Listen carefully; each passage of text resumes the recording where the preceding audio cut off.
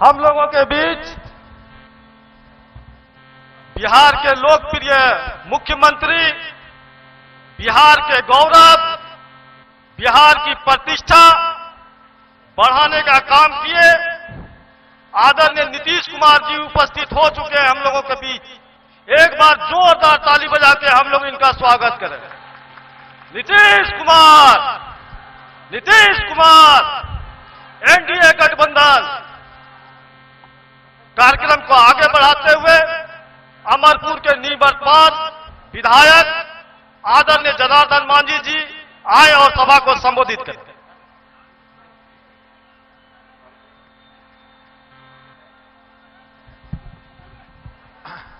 परम आदरणीय हमारे आज के कार्यक्रम के अध्यक्ष विकास सिंह जी और रितेश चौधरी जी, और आज इस कार्यक्रम में हमारा चुनावी सभा है जिसमें हमारे बिहार के सूबे के माननीय विकास पुरुष मुख्यमंत्री नीतीश कुमार जी, हमारे बीच में आए हुए भवन निर्माण मंत्री और कार्यकारी अध्यक्ष जदयू के श्री अशोक चौधरी जी, डॉक्टर अशोक कुमार चौधरी जी, उपस्थित हमारे आज के इसमें लोकप्रिय सांसद और बांका जिला का अपार बहुमत से जीतने वाला माननीय गिरधारी यादव जी, और तमाम उपस्थित हमारे एनडीए के सभी कार्यकर्तागण।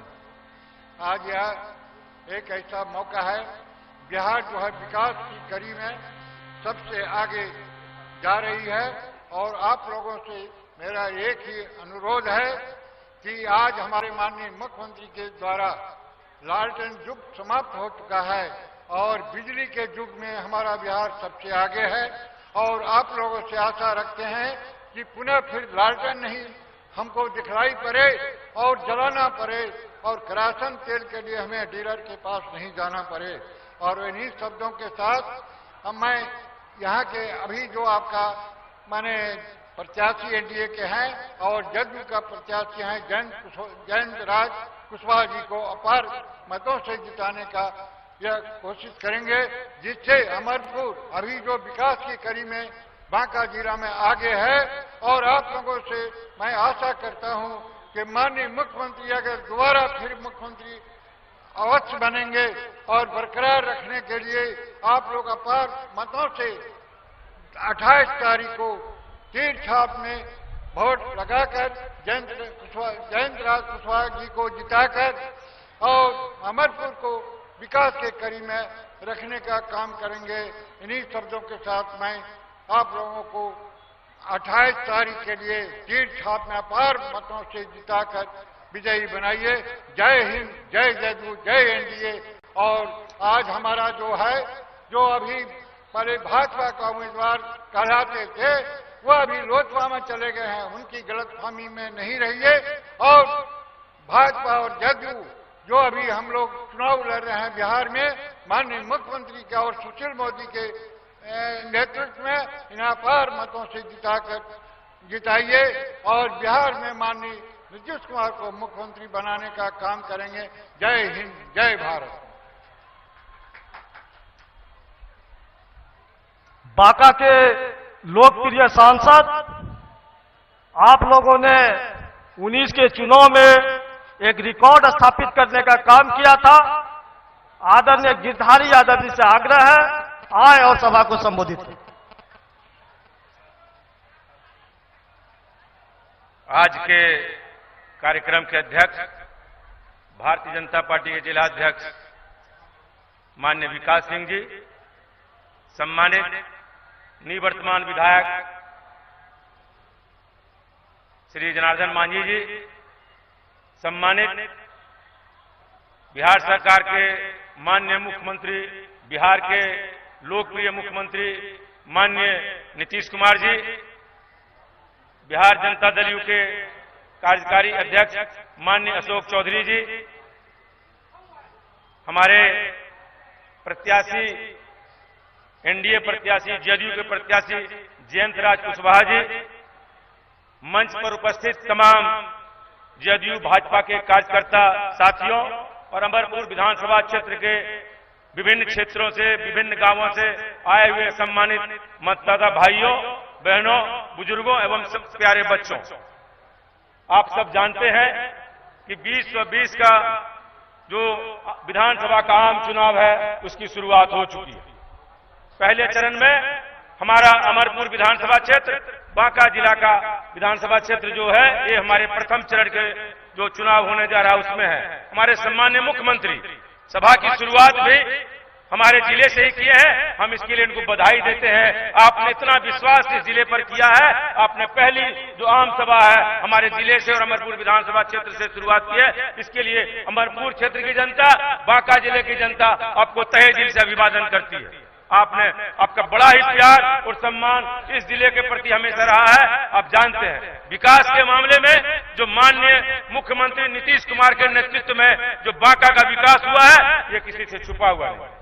चाहे वो बधुआ जलाशय की बात हो, चांदन जलाशय की बात हो, चाहे वो जितने भी जलाशय हमारे हैं, बेलहरना हो, जितने सुखनिया बियर हो, डकाई बियर हो, जितने भी जलाशय के काम है, जितने भी सिंचाई के हमारे डैम है, सारे डैमों को अच्छे तरीके से बनाकर टेल एंड तक पानी पहुंचाने का काम आपने जो किया है, इसको बांका जिले की जनता भूल नहीं सकती। हम जानते हैं लंबे दिनों से जब हम लोग जानते हैं कि लंबे दिनों से जब हम दूसरे दल में भी थे, हम बराबर प्रयास करते रहते कि किसी प्रकार से हम इन डैमों का काम कर सकें, लेकिन 15 साल में हम एक भी सिंचाई डैम, चाहे वो बधुआ डैम हो, चांदन डैम हो, बेलहरना हो, बिलासी हो, किसी डैम में हम कोई काम नहीं करवा पाए थे। अब सब जानते हैं इस बात, कोई छुपा हुआ बात नहीं, क्योंकि सारे डैमों का पानी हमारे इस जिला में जो है सबसे ज्यादा डैम है और हम नहीं करवा पाए थे। लेकिन सम्मान्य मुख्यमंत्री नीतीश कुमार के नेतृत्व में जब हमारी सरकार बनी तो हम जानते हैं सारे डैमों में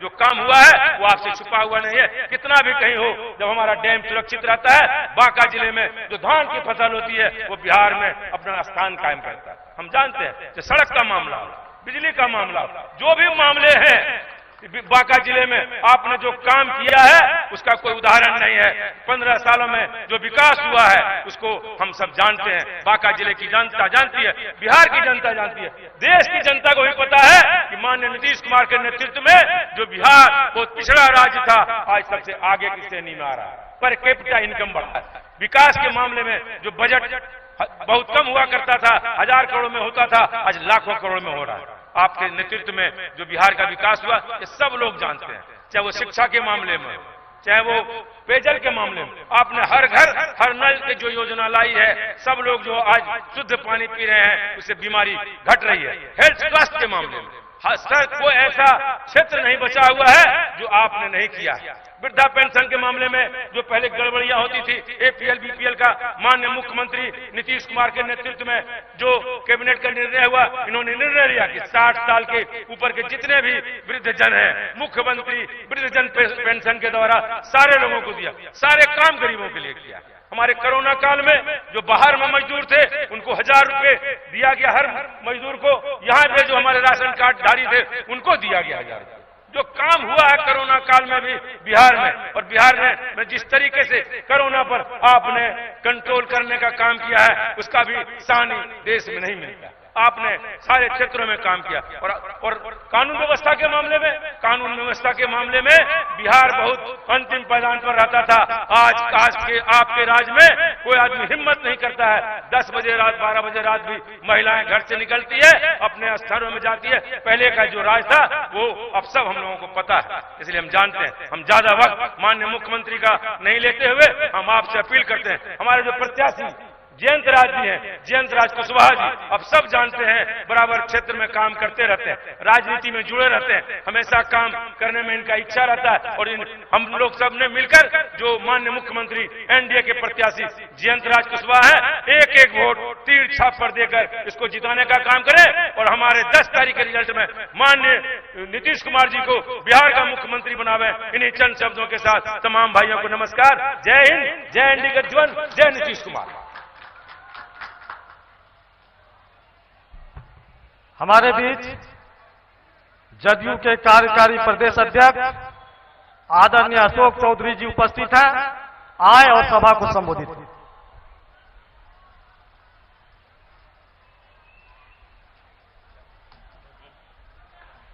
आज के इस चुनावी सभा में उपस्थित पार्टी के राष्ट्रीय अध्यक्ष और बिहार के यशस्वी मुख्यमंत्री परम आदरणीय नीतीश कुमार जी, मंच पर उपस्थित हम लोगों के अभिभावक, आप लोगों के निवर्तमान विधायक आदरणीय जनार्दन मांझी जी, आप लोगों के सम्मानित सांसद, पार्टी के नेता आदरणीय गिरधारी यादव जी, और हम लोगों के इस पार्टी के हमारे नौजवान उम्मीदवार, नौजवान साथी, जिनको माननीय नेता ने आपकी सेवा के लिए इस प्रदेश में और इस विधानसभा में लगाया है, जयंत राज जी, यहाँ पर उपस्थित पार्टी के हमारे कार्यकारी बांका के जिलाध्यक्ष रितेश जी, भारतीय जनता पार्टी के हमारे जिला के अध्यक्ष और हमारे गठबंधन के तमाम वीआईपी और हम के यहाँ पर साथीगण, और यहाँ पर अमरपुर के हमारे तमाम मतदातागण।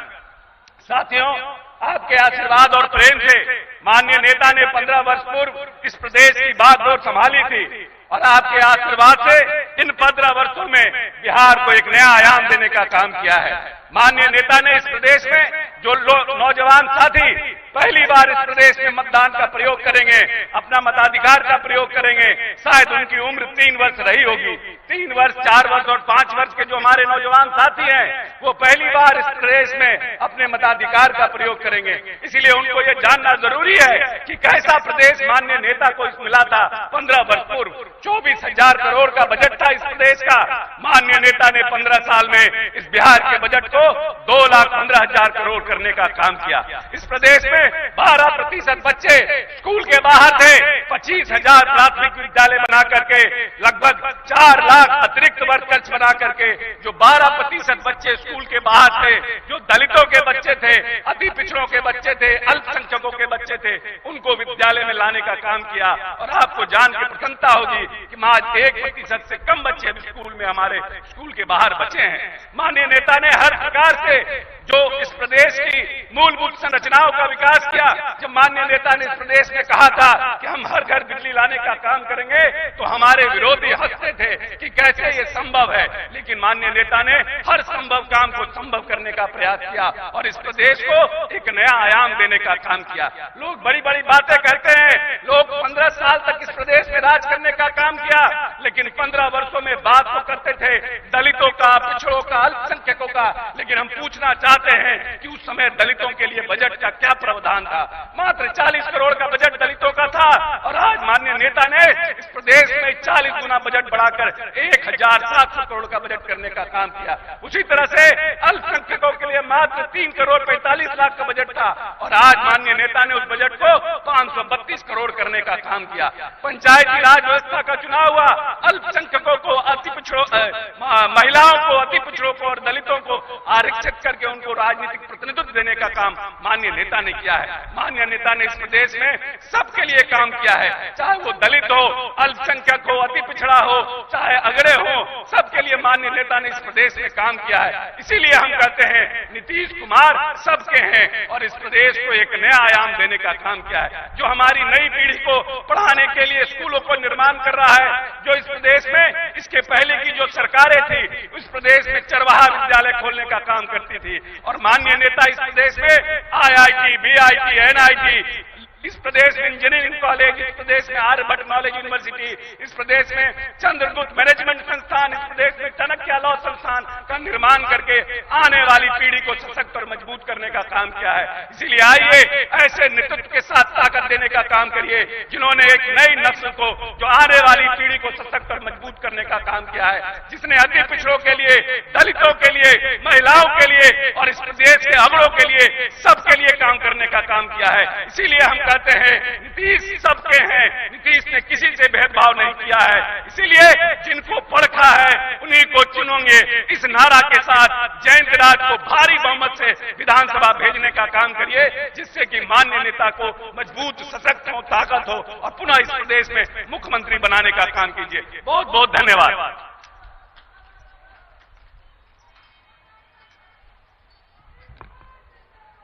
हम लोगों के बीच एनडीए के लोकप्रिय प्रत्याशी, युवा, संघर्षशील, कर्मठ आपका बेटा जयंत राज कुशवाहा जी उपस्थित है। आए और सभा को संबोधित करें।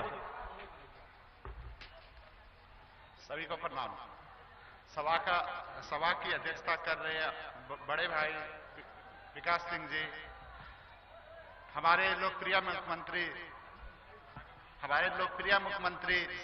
माननीय मुख्यमंत्री श्री नीतीश कुमार जी, हमारे कार्यकारी अध्यक्ष अशोक चौधरी जी, इस विधानसभा के विधायक श्री जनार्दन मांझी जी और तमाम जनता, आप लोग जो अमरपुर की जनता को सबको मेरा प्रणाम। और हमारे जो चाचा हैं, हमारे सांसद, लोकप्रिय सांसद श्री गिरधारी यादव जी, सबको मेरा प्रणाम। माननीय मुख्यमंत्री जी ने बिहार के विकास के लिए काफी ज्यादा कार्य किया है, ये आप लोगों को पता है। माननीय मुख्यमंत्री जी ने कोई ऐसा वर्ग नहीं है जिसके लिए कार्य नहीं किया है। माननीय मुख्यमंत्री जी ने दलितों के लिए, पिछड़ों के लिए, अति पिछड़ों के लिए, हर वर्ग के लिए कार्य किया है। और जहां तक अमरपुर की विकास की बात है, मैं जयंत राज, हमें प्रत्याशी बना के आप लोगों के बीच में भेजा गया है। तो अमरपुर में विकास की कड़ी चल रही है, पिछले 10 साल से अमरपुर में विकास की कड़ी चल रही है। अमरपुर में बांका जिला का सबसे बड़ा योजना चल रहा है। अभी 965 करोड़ से अमरपुर अकबरनगर रोड का निर्माण हो रहा है। अमरपुर में बाईपास का निर्माण अंतिम चरण में है, स्वीकृति अंतिम चरण में है।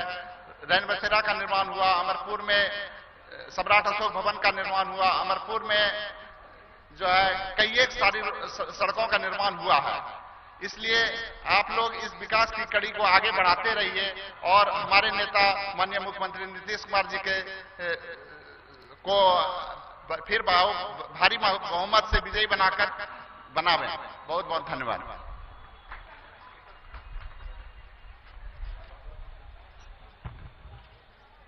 एक बार जोरदार नारा लगाए, नीतीश कुमार, नीतीश कुमार, जिनके नेतृत्व में बिहार आगे बढ़ा है। सभी क्षेत्रों में विकास की रोशनी दिखाई पड़ रही है। मित्रों, हमारे इस राज्य के लोकप्रिय मुख्यमंत्री आदरणीय नीतीश कुमार जी से आग्रह होगा, आए और सभा को संबोधित करें। नीतीश कुमार, नीतीश कुमार जिंदाबाद।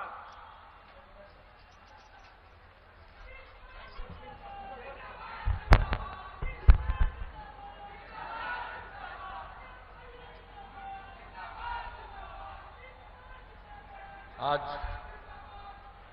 इस चुनावी सभा में मैं सबसे पहले आप सब लोगों का अभिनंदन करता हूं।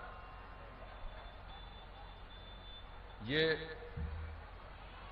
मेरी पहली सभा है इस चुनाव अभियान की, इसलिए मैं विशेष तौर पर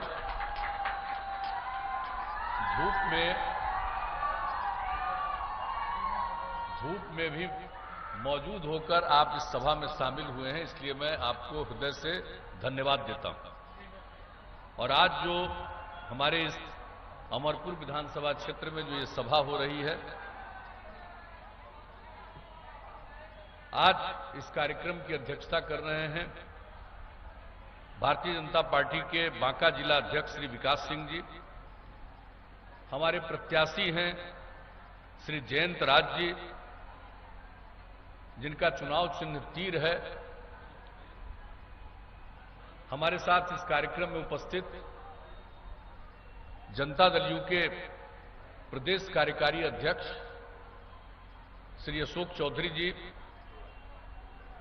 जनता दल यू के वरिष्ठ नेता और माननीय सांसद भाई गिरधारी प्रसाद यादव जी, जदयू के वरिष्ठ नेता जो अब तक विधायक रहे हैं श्री जनार्दन मांझी जी,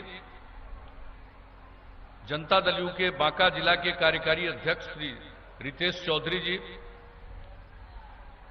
महिला प्रकोष्ठ जनता दल यू बांका की जिला अध्यक्ष श्रीमती सुजाता वैद्य जी, जिला संयोजक मीडिया सेल बांका श्री पंकज कुमार दास जी, अमरपुर प्रखंड के अध्यक्ष श्री विमल सिंह जी, शंभूगंज प्रखंड के अध्यक्ष श्री बालेश्वर प्रसाद सिंह जी, अति पिछड़ा प्रकोष्ठ जनता दल यू के प्रदेश महासचिव अमरेंद्र कुमार सिंह जी, यहां उपस्थित जनता दल यू के नेता राजीव रंजन सिंह जी, मनोज सिंह जी, अरुण राय जी, मृत्युंजय शर्मा जी, वीरेंद्र शर्मा जी, जनाब जफर आलम साहब, ललन शर्मा जी, द्वारिका मिश्र जी, प्रकाश दास जी, मनीष झा जी, डोमन दास जी, शीतल मंडल जी, गणेश लाल दास जी, भारतीय जनता पार्टी के यहाँ उपस्थित नेतागण श्री गौतम मोदी जी, भानु महतो जी, श्री पंकज महतो जी, सब्बू भगत जी और अन्य सभी हमारे सम्मानित नेतागण, साथीगण और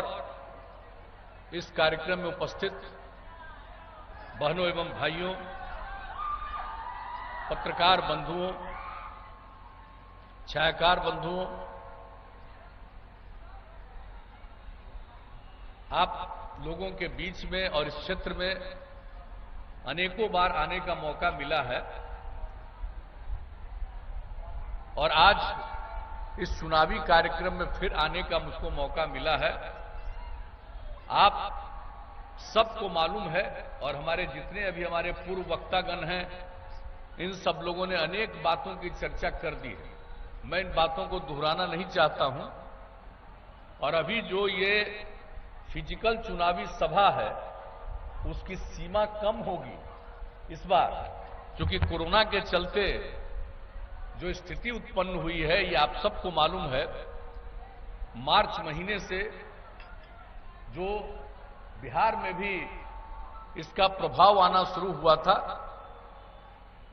और इसका नामकरण हुआ कोविड-19, यानी पिछले वर्ष के अंत से ही दूसरे देश में शुरू हुआ था। ये दुनिया भर में इसका असर और हम लोगों का भी असर है, लेकिन हम लोगों ने भी इसका पूरा मुकाबला करने की कोशिश की है, लोगों की रक्षा करने की कोशिश की है। लेकिन ये अलग किस्म की चीज है, इसके बारे में अभी तक दुनिया भर में इसका अंतिम समाधान नहीं निकला। इसलिए हम तो यही आग्रह करेंगे कि हम सब लोगों को भयभीत नहीं होना है, लेकिन सजग रहना और सचेत रहना, ये काम हम लोगों को करना। और आप सबको मालूम है कि किस तरह से जब लॉकडाउन लागू हो गया था पूरे देश में, हम लोगों ने किस तरह से जो बाहर में हमारे लोग फंसे हुए थे उनको मदद की। 21 लाख लोगों को 1-1 हजार रुपए की मदद पहुंचाई। और जब केंद्र सरकार ने रेलगाड़ी के माध्यम से कोई दूसरे जगह के जहां फंसे हुए लोग थे उनको राज्यों में भेजना शुरू किया, उसका इंतजाम कराना शुरू किया, उसके बाद जो हमारे बिहार में कितनी बड़ी संख्या में लोग आए, रेलगाड़ी से 22 लाख से भी ज्यादा संख्या में लोग आए। और उसमें ऐसी जगहों पर जहां कोरोना का प्रभाव सबसे ज्यादा था, उन जगहों से लोग जो आ रहे थे उनके लिए हम लोगों ने क्वारंटाइन सेंटर बनाया और उन लोगों को 14 दिन हम लोगों ने रखा। और आप जान लीजिए कि एक एक व्यक्ति पर जो हम लोग रख रहे थे उनको एक एक व्यक्ति पर 5300 रुपया 14 दिन में खर्च किया गया। तो हर तरह से हम लोगों ने कोशिश की और जांच, और अब आप देख रहे हैं कितना नीचे जा रहा। अब जांच की बात जो देख लीजिए और किस तरह से हम लोगों ने लोगों के चिकित्सा का इंतजाम, हर तरह का प्रबंध किया है और उसकी जांच जो जितने बड़े पैमाने पर हो रही है। आप जान लीजिए कि पूरे देश में जो 10 लाख की संख्या पर जितना जांच पूरे देश में औसत हो रहा है, उससे लगभग 3000 ज्यादा बिहार में हो रहा है। तो हम लोग एक एक चीज पर हम लोगों ने ध्यान देने की कोशिश की है। और इसके जो शिकार हो जाते हैं, जिनकी मृत्यु हो जाती है, उन सबों के लिए भी हम लोगों ने, उस परिवार के लोगों के लिए हम लोगों ने सीएम रिलीफ फंड से 4 लाख रुपए की मदद उनको करते हैं। तो हर तरह से जो भी संभव है कर रहे हैं, हर प्रकार का इंतजाम कर रहे हैं। हम तो लोगों से यही कहेंगे, और केंद्र सरकार की तरफ से भी जो काम किया गया, लोगों के जांच के लिए जो मशीनरी चाहिए, उन सब चीजों का इंतजाम, अनेक जगहों पर उसके लिए संस्थान की स्थापना, कई तरह की मदद जो केंद्र की तरफ से किया गया। और आप जान लीजिए जब ये किया गया तो केंद्र ने, हम लोगों ने तो जो लोग भी राशन कार्ड धारी हैं उनको 1000 रुपए की सहायता, और 23 लाख से भी ज्यादा लोग जिनको राशन कार्ड नहीं था उनको राशन कार्ड दिलवाने का प्रबंध किया। ये सब काम तो हम लोगों ने किया है। लेकिन केंद्र सरकार की तरफ से नवंबर तक, आप समझिए इस साल नवंबर तक हर परिवार को, जो परिवार है उसके लिए उन लोगों ने हर व्यक्ति के लिए 5 किलो अनाज मुफ्त में देना, और दाल पूरे परिवार के लिए 1 किलो, ये नवंबर तक दिया जा रहा है। हर लोगों को हर प्रकार से हम लोगों ने सहायता करने की कोशिश की है, केंद्र सरकार ने सहायता करने की कोशिश की है, और हम लोग तो चाहेंगे कि भाई सब लोगों को जागरूक रहने की जरूरत होगी। आवश्यकता इसी बात की है, और ये तो कहेंगे, और इसी के चलते जो स्थिति पैदा हो गई है, अब सीमित कार्यक्रम होता है, लोग सीमित संख्या में रह सकते हैं, ये सारी बातों के बारे में जो गाइडलाइन दिया जा रहा है आप सब जान रहे हैं। तो हर तरह से हम लोगों ने जो कुछ भी संभव है काम करने की कोशिश की है। और एक बात जान लीजिए, आप लोगों ने काम करने का मौका दिया तो उसके कारण उस काम को हम लोगों ने प्रारंभ से ही जिस तरह से किया, समाज के हर तबके, और मेरा क्या सिद्धांत रहा, हम लोगों ने न्याय के साथ विकास की बात कही है प्रारंभ से, और न्याय के साथ विकास का मतलब है हर इलाके का विकास और समाज के हर तबके का उत्थान। और जो लोग हाशिए पर हैं, किनारे पर हैं, उनको मुख्य धारा से जोड़ने के लिए विशेष पहल किया गया। कितना काम किया गया महिलाओं के उत्थान के लिए, अनुसूचित जाति जनजाति के उत्थान के लिए, अति पिछड़े वर्ग के उत्थान के लिए, अल्पसंख्यक समुदाय के उत्थान के लिए, सबके लिए जो काम किया गया। कहां महिलाओं को पहले कोई काम का अवसर मिलता था या उनको कोई सम्मान मिलता था? जब लोगों ने काम करने का मौका दिया, हम लोगों ने सबसे पहले महिलाओं को 50% का आरक्षण दिया पंचायती राज संस्थाओं में, नगर निकायों में। अब 3 बार चुनाव हो चुका, और कितनी बड़ी संख्या में अब महिलाएं जनप्रतिनिधि के रूप में सामने आई हैं। उसी तरह से अति पिछड़े वर्ग को 20% का आरक्षण, और अनुसूचित जाति को आबादी के अनुरूप और जनजाति को आबादी के अनुरूप क्रमशः 16% और 1% का आरक्षण। ये सब किया। अब कितनी बड़ी संख्या में लोग जनप्रतिनिधि के रूप में सामने आए हैं, काम करने का उनको अब आगे अवसर मिला है। और महिलाओं के उत्थान के लिए शिक्षा के क्षेत्र में हम कितनी बात कहेंगे, समय बहुत कम है, तो चाहे शिक्षा का क्षेत्र हो, स्वास्थ्य का क्षेत्र हो, समाज के हर तबके के उत्थान के लिए हम लोगों ने जो प्रयास किया। और किस तरह की स्थिति थी पहले, कोई सड़क नहीं था, सड़कों का निर्माण, और ये आप जोड़ लीजिए कि पहले कैसी सड़कें थी और अब पिछले समय से जितना सड़कें और हर गांव को सड़क से जोड़ने की योजना बनी, लगभग वो काम 90% पूरा हो चुका है, और बाकी काम भी हो जाएगा, और आगे अब मौका मिलेगा। आप जान लीजिए, अब खाली गांव को सड़क से जोड़ने वाली बात नहीं करेंगे।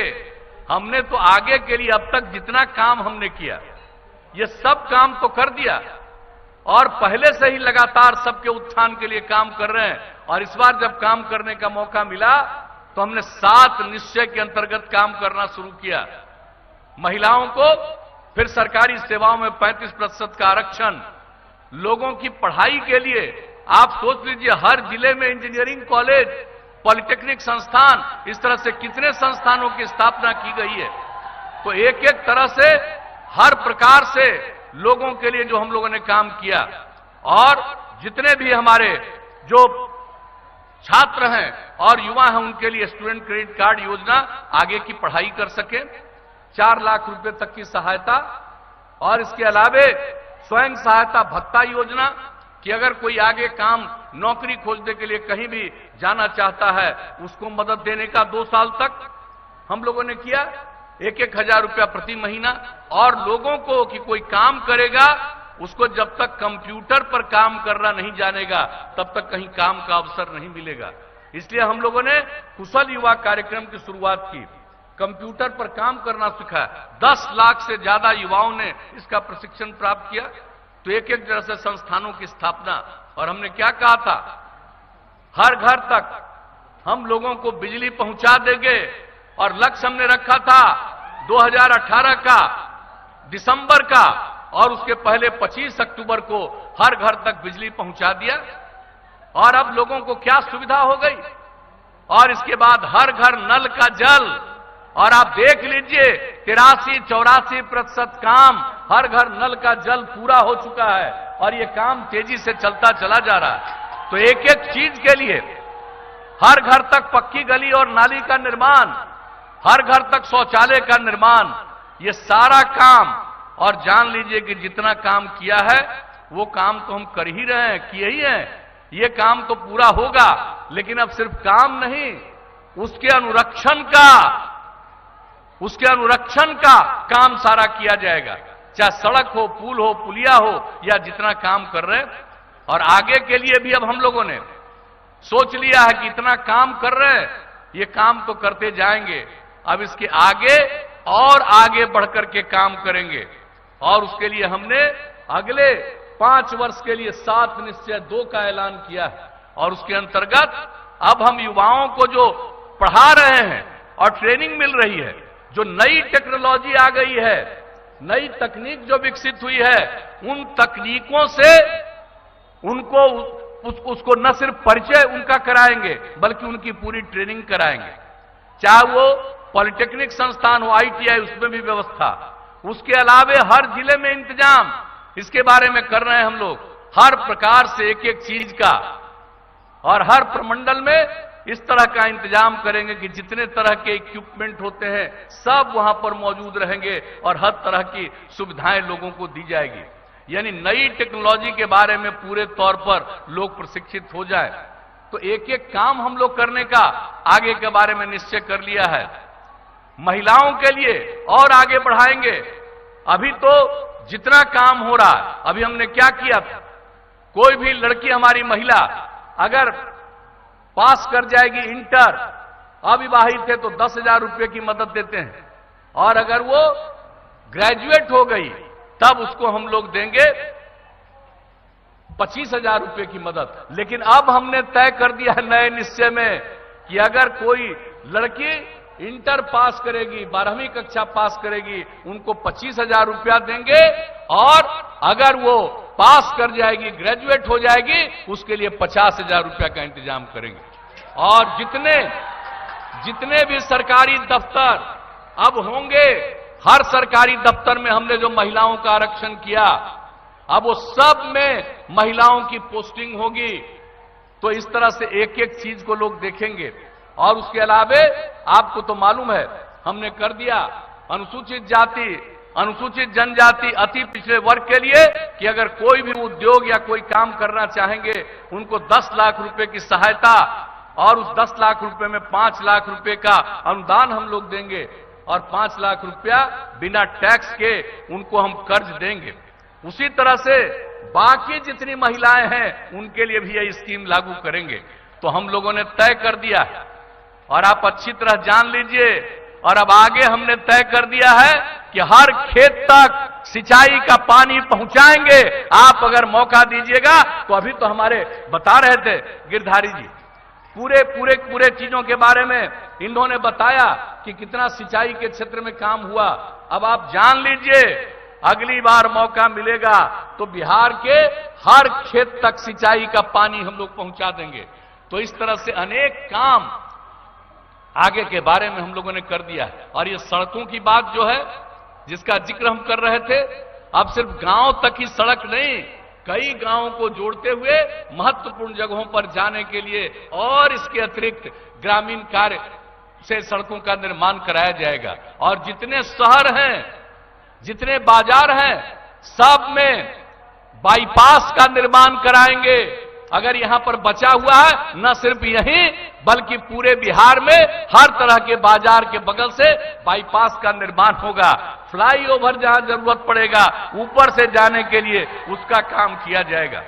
तो हम लोग एक एक चीज जोड़ लिए, एक एक गांव में जो हम लोग काम करेंगे, हर प्रकार के गांव में अब साफ सफाई के लिए इंतजाम, शहरों के लिए पूरे तौर पर, और जो भी काम हम लोगों ने करवाया है उसके अनुरक्षण का काम करवाएंगे। तो इस तरह से एक एक चीज के बारे में हमने सोच करके, कि चाहे गांव हो या शहर हो, सब के लिए हम लोगों ने सोच लिया है, और एक एक काम हम लोग करवाएंगे। और एक बात जान लीजिए, गांव के बारे में एक चीज के बारे में और हम लोगों ने सोच लिया है। हम तो एक एक चीज का आकलन करते हैं, और हम तो जब भी घूमते रहे, ये 8 महीने के क्वारंटाइन का, ये माफ करिएगा कोरोना का जो समय था, इसको छोड़ दीजिए, सब जगह से हम लेते रहते हैं कि कहां क्या कमी है और क्या होना चाहिए। और उसके लिए हम लोगों ने अब तय कर दिया है कि लोगों के पास जो पशु हैं उसका भी इलाज का प्रबंध पूरे तौर पर मुफ्त में होना चाहिए और हर 8 से 10 पंचायत पर इसके लिए बनेगा अस्पताल और उसके लिए पशु का अस्पताल और हर गांव को नई टेक्नोलॉजी से जोड़ेंगे। अगर किसी के पशु का भी इलाज की जरूरत है तत्काल वहां खबर होगी और वहां से आकर के चिकित्सक उसका इलाज करेंगे या जो भी उनको सलाह देना है। तो ये सब चीज हो गया। एक एक काम के लिए हम लोगों ने ये करना शुरू किया है। तो अब अगली बार फिर से 7 निश्चय 2 बचा खर्च जितना भी काम है वो सब और ताकि को लोगों को काम करने का अवसर मिले, रोजगार का अवसर, ज्यादा से ज्यादा पैसा अवसर मिले लोगों को। और इसके लिए हम लोगों ने जो भी प्रयास किया है, जो हमारी औद्योगिक नीतियां हैं उसमें हम लोगों ने इतना ज्यादा संशोधन किया है। जो बाहर से लोग आ गए, हम लोगों की इच्छा है कि किसी को मजबूरी में बाहर नहीं जाना पड़े, लोगों को यही काम करने के लिए प्रेरित करने के लिए हर प्रकार की। और इतना जो हम बता रहे हैं, नई तकनीक का ट्रेनिंग जो देंगे, नई तकनीक का ट्रेनिंग देंगे तभी वो जो यहां के बजाय दूसरे जगह काम करने के लिए जाते हैं यही लोग काम करेंगे और यहीं पर जो उत्पादन होगा वो सिर्फ हमारे राज्य की जरूरत को पूरा नहीं करेगा बल्कि बाहर भी यहां से लोग जाएंगे। और आप जान लीजिए, पशु एवं मत्स्य संसाधन के क्षेत्र में जो काम और तेजी से आगे करेंगे, इन सब चीजों के लिए जो नया 7 निश्चय 2 हमने तय किया है, यह आप लोगों को बता देना चाहते हैं। और अब तक हमारी दिलचस्पी काम करने में ही रही है। और एक बात हम बता देंगे, समाज सुधार में भी काम, हर जगह काम किया है। लेकिन ये बात जान लीजिए, आदमी का स्वभाव होता है कुछ न कुछ बायां दायां करने वाला होता ही है। अब कोई बायां दायां करे हुए एक अलग बात है, लेकिन अपनी तरफ से हम लोगों की कोशिश होती है कि हम सबके कल्याण के लिए काम करें और समाज में प्रेम का, भाईचारे का और सद्भावना का माहौल कायम करें। हमने समाज के हर तबके के उत्थान के लिए काम किया, किसी की उपेक्षा नहीं की है और हमने सेवा किया और लोगों की सेवा करना ही हमारा धर्म है। हम तो इतने दिनों से सेवा कर रहे हैं, अब आपके पास फिर मौका आया, आप अगर मौका देंगे हम तो फिर सेवा करेंगे। लेकिन कुछ लोग हैं भाई जिनको सेवा वगैरह से मतलब नहीं है, उनको अपने लिए मेवा चाहिए, उसी में लोगों की बहुतों की दिलचस्पी रहती है और हम तो सेवा में दिलचस्पी रखते हैं। और अच्छी तरह जान लीजिए, एक बात जान लीजिए, कुछ लोगों के लिए परिवार है पति पत्नी बेटा बेटी और मेरे लिए पूरा बिहार एक परिवार है। हम पूरे बिहार के संपूर्ण परिवार के उत्थान के लिए हम काम करते हैं। कुछ लोग अपने लिए काम करते रहते हैं और आप इतने दिनों से काम किया है, कहीं कोई चीज छूटा हुआ है, एक एक काम पूरा होगा, इसकी चिंता मत करिएगा। अगर मौका दीजिएगा तो हम तो भाई सेवा ही करते रहते हैं और आपको बता दिया कि सेवा ही करना आपका हमारा धर्म है। ये तो आप पर है, आपने इतने दिनों काम करने का मौका दिया और नई पीढ़ी के लोगों को बताना चाहिए। क्या स्थिति थी भाई, शाम के बाद पहले शाम होते होते कोई घर से बाहर निकल पाता था? क्या स्थिति थी पहले, किस तरह का माहौल था? आज हम लोगों ने किस तरह का माहौल इकट्ठा किया, तो एक एक काम किया है। तो इसलिए हम तो यही आप सब लोगों से निवेदन करने आए हैं कि भाई काम देख लीजिए और नई पीढ़ी के लोगों को एक एक चीज पुरानी स्थिति बताइए और नई स्थिति काम हुआ है और आप फिर काम करने का मौका दीजिएगा तो बचा कुचा और बिहार सक्षम बिहार बनेगा, स्वावलंबी बिहार बनेगा, बिहार आगे बनेगा।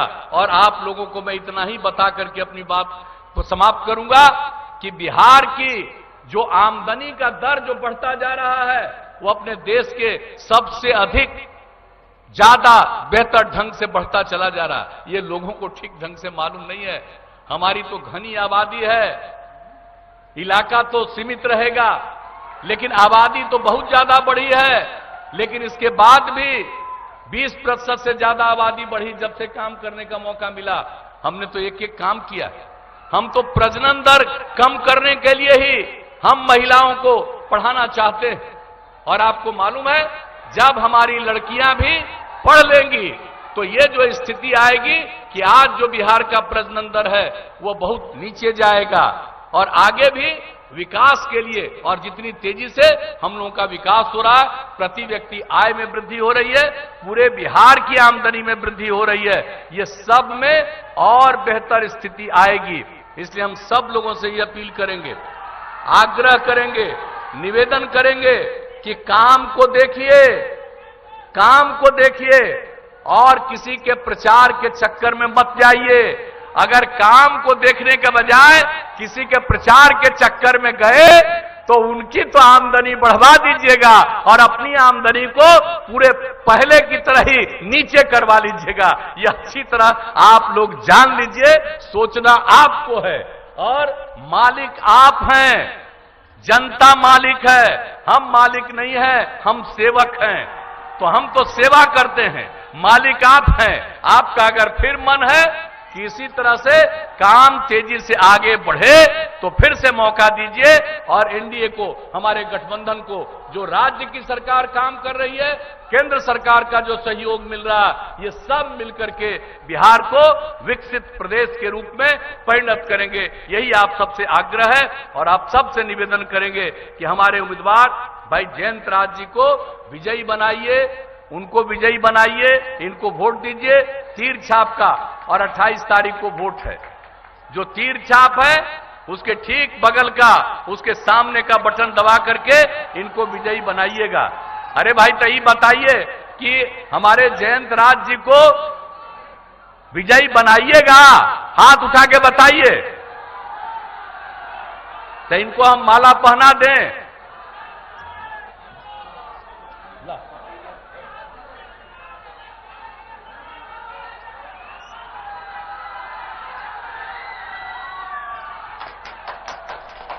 तो आपसे इजाजत लेकर के हम पहना दिए हैं। अब इस बात का ध्यान रखिएगा। यही कहते हुए अभी अनेक जगहों पर भी मुझे जाना है। मैं देख रहा हूं कि यहां से निकलने का समय मेरा पूरा हो चुका है। इसलिए इन्हीं शब्दों के साथ मैं अपनी बात को समाप्त कर, आप सब यहां सुनने के लिए इकट्ठा हुए, मैं आपको हृदय से धन्यवाद देता हूं और जो सेवा है उस पर ध्यान देकर के आप अपना निर्णय लीजिएगा। इन्हीं शब्दों के साथ आप सबको हृदय से धन्यवाद देते हुए, आपका अभिनंदन करते हुए मैं अपनी बात समाप्त करता हूं।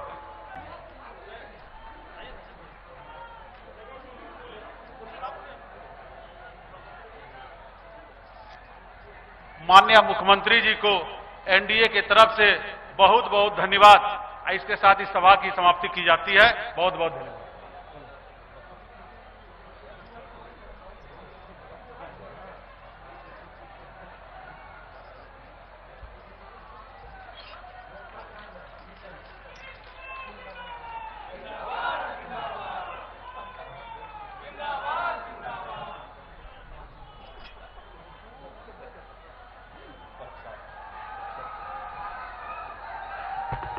नीतीश कुमार जिंदाबाद, नीतीश कुमार जिंदाबाद, एनडीए गठबंधन जिंदाबाद, जिंदाबाद, एनडीए गठबंधन जिंदाबाद, जिंदाबाद, जिंदाबाद, जयंत राज जिंदाबाद, जिंदाबाद, जिंदाबाद, जयंत राज जिंदाबाद।